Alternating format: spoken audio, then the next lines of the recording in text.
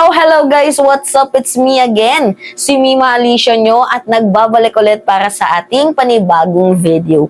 So, ito na nga po guys. Kasi diba recently, kanina na-tackled natin ng si Jinggoy Estrada is nagsiselos daw po dito kay Alice Guo. Kasi nga daw po, diba binulatlat nga, inungkat yung love life ni Alice Guo. Kasi kaya niya naman tinanong yun kasi meron siyang first-hand information na nalaman na itong ka-live-in daw po ni Alice Guo, partner ni Alice Guo, is nagmamanage daw po ng POGO operation doon sa Bamban. Which is, yun yung issue ng mga DBS guys, ng mga Duterte's Bobos supporters. Ginawa nila ng issue itong si Jinggoy na kung makikita nyo naman ay nagtatanong lang. Kasi syempre, we are here to find the truth. Kasi kung may karelasyon nga, itong si Alice Guo, pwedeng ipa-Senate hearing. Well, kahit hindi naman niya karelasyon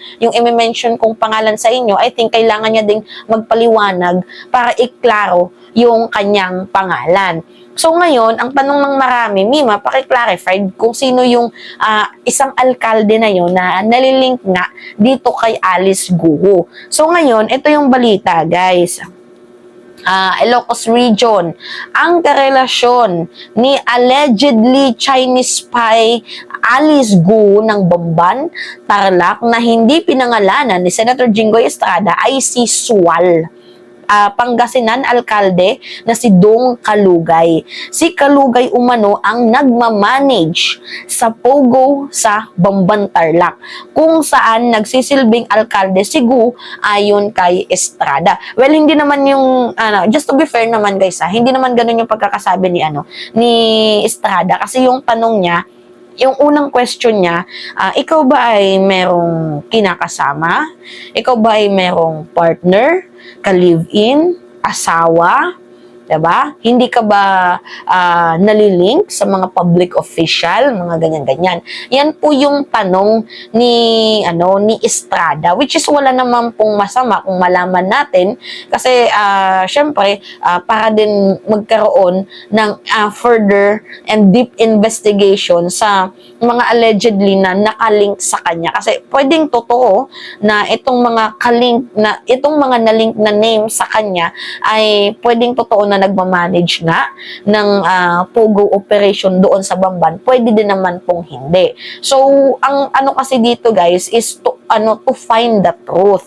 So, ngayon, yung alkalde na nakalink sa kanya, ang pangalan po ay si Alkalde Kalugay. So, sa mga nagtatanong, ito po yung picture nila. I-zoom in lang natin guys Yan, nakikita nyo. Ako no, sarap ng tinginan ng dalawa no. Mga ganun-ganun. Yan. Ay, naalala ko na naman si Takero. Magsiselos na naman ito ang natin. Ang tatay natin, magsiselos na naman si Takero kasi crush na crush niya. Itong si Alice Guo kasi kamukha daw ni Sanchay, yung sa Meteor Garden. Ay, naku, Diyos ko po, mga lalaki nga naman. Hoy, Takero, may asawa ka na. Humahanap ka pa ng ibang putahe. Pero alam ko naman na mas gwapo ka dito kay Kalugay. Pero wag mo nang ipagmalaki. Alam ko yun, support ako sa'yo. Pero Takero, isipin mo, bayan natin yung nakasalalay dito, ha? Bayan natin yung nakasalalay dito. Set aside mo muna yung kalandian mo, Takero. Joke lang, baka mamaya magalit sa akin si Takero ba, hindi niya na ako maging friends. Baka itakwil niya na ako bilang anak. And then, kidding aside guys, maganda itong si Alice Guo. Kahit ako humahanga ako sa beauty niya. Kasi hindi ko kayang tapatan yung ganda niya. Pero, hindi naman ata, di porket maganda yung isang tao, is papalagpasin natin yung kanyang ginawang allegedly na mga illegal activity. So, kahit anong ganda mo, dapat managot ka pa din kung ikaw ay may ginawang kasalanan. Ang unfair naman para sa ating mga pangit, no? Na yung magaganda lang yung may karapatan sa mundo, tapos tayo wala. Diba? Anyway, ito pa yung isang picture. Nakaganon si Alice Guo. Takero, sakit. Sakit, no? Sakit, Takero. Tapos ito yung malala, guys. May picture na merong kasamang t-shirt at ang pangalan Alice Gu. Diyos ko po.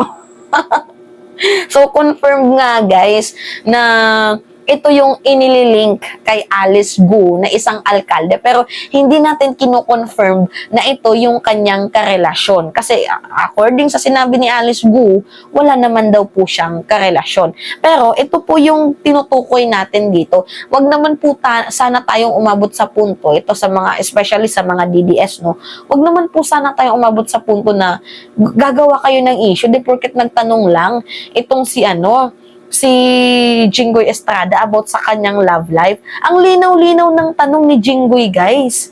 Napakalinaw, oh. Oh, parinig ko sa inyo, ha. Alam ko napanood nyo na to, pero gusto kong iparinig ulit sa inyo. Naungkat din sa hearing ang love life ni Mayora.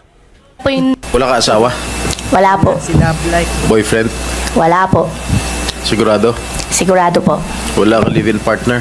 Wala po. Kinikilig pa. Yung live-in partner mo, nagmamanage ng Yun na. POG operations mo Yun sa na. Bomban? Hindi po. Sigurado ka? Sigurado po ako. Wala ka relasyon sa isang public official? Wala po. Marami na po sila nalilink po sa akin simula po na buksan pong issue. Sobrang dami na po nila ninilink po sa akin pero wala pong partner, wala Paano nililink sa'yo? Romantically? Or what? Or what not?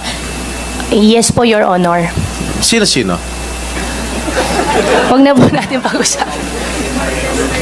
No, because this is not a laughing matter because I have received a very reliable information that you have a live-in partner that manages the POGO operations in your town.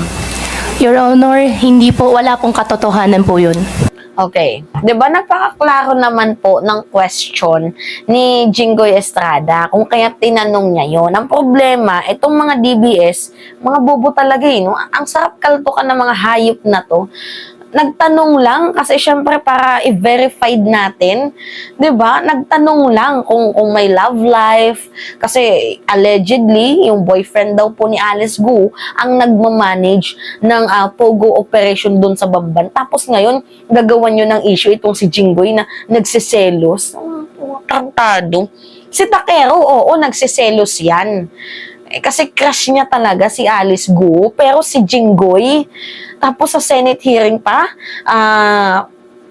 on air, tatanungin niya yon nang ganun-ganun lang, nang walang reason. Abay, parang ginisa naman ni Jinggoy ang kanyang sarili, sa sarili niyang taba. So, may issue talaga itong mga DBS na to. Wala talaga tayong mapapala sa mga yan. So, sa mga hindi nakakaalam guys, again, si Kalugay nga. Si Kalugay nga po guys, yung alkalde na nililink dito kay Alice Gu. So, anyway, kahit itanggi man to ni Alice Gu, lalabas at lalabas pa din yung katotohanan. Kasi kung sa Senate hearing nga po guys, 'di ba, ang daming maling nakita. Unang-una, sinasabi niya na siya daw po ay tawag dito, iniwan ng kanyang ina nung siya ay bata pa, nung siya ay pinanganak. Pero recently, napag-alaman na siya po ay middle child tapos nagkaroon pa siya ng kapatid. So, paano siya iniwan? Paano pa siya nagkaroon ng kapatid? Tapos, ang mga middle initial din ay mga Lial. Tapos, sinabi niya din na hindi daw siya sure kung kapatid niya yung mga Lial na yan, pero ka-travel buddies niya. 'Di ba? Ka-travel banding niya sa iba't ibang sulok ng mundo. Tapos yung babae na Goma ba yun? Basta nakalimutan ko na kasosyo niya sa negosyo, hindi niya maalala. Pero nung pinakitaan siya ng mga documents na ito, kaling ka dito sa ganyan-ganyan, bigla niyang naalala. Ang daming loophole sa mga sinabi ni Alice Gu and talagang literal na questionable itong kanyang pagkatao, itong kanyang ginagawa dito sa bansang Pilipinas. Pero kidding aside guys, para sa akin, siguro itong si Alice Gu is nanirahan noong 2005 pa lamang. Siguro kaya medyo bihasa na siyang magtagalog, it is that because nanirahan na nga siya sa Pilipinas for how many years. Pero si Gu is a kind of person na tanim tao, kumbaga asset siya ng mga big syndicate. Parang ganun ang nakikita ko. So, hoping sana we find the truth as much as possible and panagutin ang dapat panagutin. So, yun lang yung akin dito kasi ito ay isa po banta sa ating national security. And naawa ko sa mga taga-Bumban kasi ganun po nila i-manage. 'Di ba? Ganun po nila tawag dito, i-manage na makikita nyo, we love Alice Gu, ganyan. Parang another proof na parang takot sila kay Alice Gu. Yun lang. So anyway, malalaman din natin yung katotohanan as very soon, as much as possible kasi gagawan talaga ng paraan yan ni Senator Risa Ontiveros. Kahit ang daming paawa effect, mga revised stories na gawin itong si Alice Gu, hindi niya pa din talaga may tatanggi at hindi niya talaga may tatago ang katotohanan. Lalabas at lalabas din yan. Anyway, it's me again, si Mima Alicia nyo at nagbabalik ulit para sa ating panibagong video.